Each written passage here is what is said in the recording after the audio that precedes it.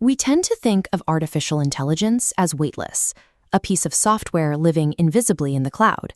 But the cloud is actually a massive, loud, and incredibly thirsty physical engine, made of concrete, steel, and silicon. You can see exactly what that footprint looks like in Box Elder County, Utah, where billionaire Kevin O'Leary is pushing to build a new, hyperscale AI data center campus. Operating this campus at full capacity will require an estimated 9 gigawatts of electricity. To put that in perspective, 9 gigawatts is more than double the power consumed by the entire state of Utah. This single computing facility would require twice the energy currently used by all 3.54 million residents, their homes, and their local businesses combined. The digital ambition to lead the AI race is now directly colliding with the physical realities of the local landscape. You cannot pull 9 gigawatts of power out of thin air. A data center of this size cannot operate completely off the local grid, which means it will rely heavily on burning natural gas, a finite resource that generates heavy emissions. That massive energy burn poses a severe problem for Utah. The state's major population centers sit in valleys, completely surrounded by high mountain ranges. They are geographically shaped like a giant bowl.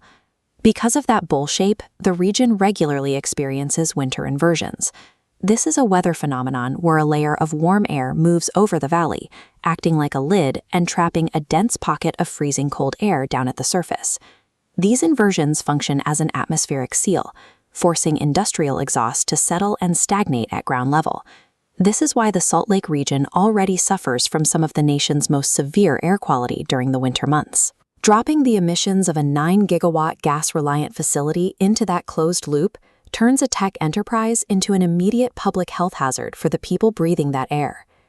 Then there is the heat. Running thousands of high-performance AI processors generates blistering temperatures. Keeping those servers from melting down in an arid desert requires colossal amounts of water for industrial cooling. Utah does not have colossal amounts of water to spare. The state is locked in a critical multi-year drought, compounded by seasons of record-low snowfall. Every gallon of scarce water diverted to keep a private data center cool is a gallon that never makes its way downstream to replenish the Great Salt Lake.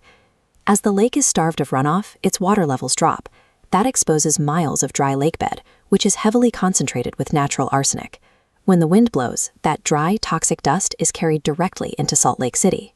The unquenchable thirst of AI infrastructure is quite literally drying out the region and accelerating a severe ecological disaster. To convince a community to accept these environmental risks, developers typically offer a massive economic upside. In Box Elder County, the pitch is a promise of 2,000 high-paying jobs. But the design of a hyperscale AI facility contradicts that promise. Modern server farms are heavily automated to reduce human error and overhead. Historically, these massive warehouses generate very few permanent local jobs once the initial construction is finished. And that construction phase requires bringing in an army of temporary labor to an incredibly remote area. The town nearest to the proposed site currently has a single grocery store serving about 1,000 residents. Pumping a massive labor force into a rural footprint requires deep infrastructure upgrades. The town will need expanded plumbing, paved roads, new housing, and expanded schools to support the development. This diagram breaks down the financial concessions local officials offered. The standard energy use tax was slashed from 6% down to just 0.5%. On top of that, developers were granted an agreement to rebate 80% of property tax revenue back to the corporation. The math creates a deeply asymmetrical arrangement. The public inherits the strain on their water, air, and local infrastructure, while the tech company secures steep financial discounts. Residents are doing the math themselves, and they are organizing against the development. The approval process has been marked by deep civic friction.